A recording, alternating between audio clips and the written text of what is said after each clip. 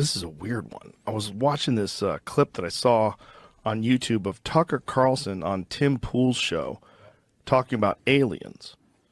And he's talking about it from like almost like a religious perspective. He's like, I think what they're essentially saying is that there's like, he was talking about good and evil. See if you can find the clip. He's talking about good and evil, and he's talking about it in relationship to UFOs, and that they've always been here. So it's like, are you trying to say, like, what does he know? And can you say what you know? Like, why do you think this? And are you saying that, like, a lot of the talk of like angels and devils in the Bible and good and evil, that it actually manifests itself in physical form, and we don't know what it looks like because we haven't seen it, but when we do see it, we think it's a UFO, so we think it's from another planet, but it's really just evil, or really just good. So it's angels and devils. Is that what you're saying?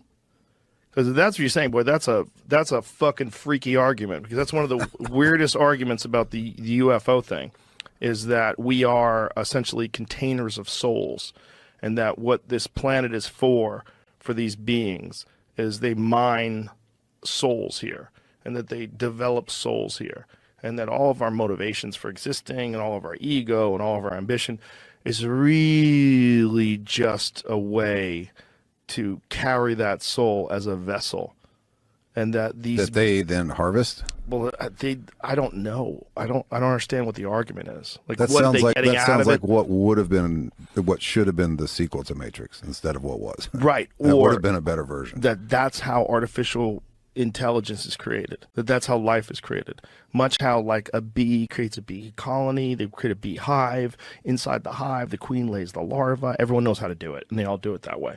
Maybe the soul being in this biological vehicle and given this intelligence and this desire to achieve and to pursue technological innovations and all these different things that human beings do allows them to get to the point where we're at right now, where they create artificial intelligence.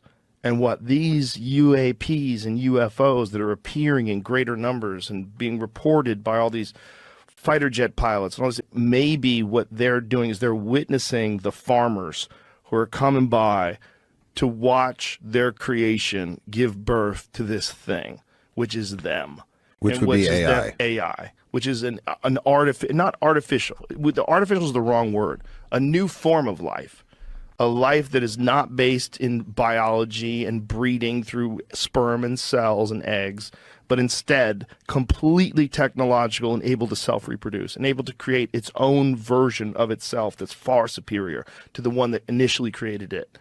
And that it would constantly do that. And that's what the universe is filled with. That what we are, we're just this fucking caterpillar that's making a cocoon, and we don't even know what we're doing. And we're going to give birth to this butterfly. And that's what the whole human race is about. And that's the sinister aspect. That's what good and evil and all these different things playing off against each other is, that we need this constant competition. We're always searching for utopia, searching for that meadow we can retire in. But it's like this strife and this struggle is what makes us continue to push society further and further until this thing is born. That might be what's going on. Here, well, those are some patient freaking alien angels, because they waited around 10,000 years from discovering a wheel and domesticating the first plant to electricity. Well, if you have artificial intelligence, and if you have a life form that's 1 million years more advanced than us, it's non-biological at that point, you have all the time in the world. And if you're what is time at that? You start right. bending time.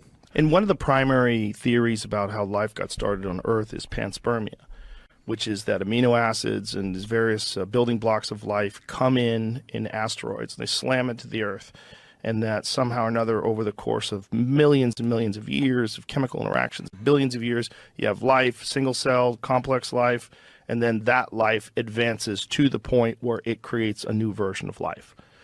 And if that is just how it works everywhere, we say, oh my God, that takes so much time. But does it? Because think about how much time it takes to make a fucking planet. Think about how much time it takes for all that matter to coalesce and to gel up into this fucking ball, and then for the temperature to stabilize because it has a moon around it that's 1/4 the size of the planet itself, and everything is kind of stable, and it gets to the point where biological life can exist, and then it starts fucking making shit and make better and better and better, and then start arguing with shit about climate change and gender pronouns and all this stupid shit. While it's the real thing it's doing is forcing you to get that motherfucker online. Right. Get that new life form online. That's what you really do, stupid. The thing that has always, and even Stephen Hawking talked about it. So you've got the Big Bang Theory, where you have essentially all this antimatter compressed upon itself until it explodes and creates matter. Yeah. And the hole in that argument is there's no matter. There's nothing. And there was so much nothing that it compressed until there was something. And so the first thing that we base everything on defies the laws of physics. Like, how can nothing compress itself until it makes something? We could be off 0.0002% on our theories of life and how this universe was formed. And if that's wrong, we don't have any fucking idea where we are or what this is.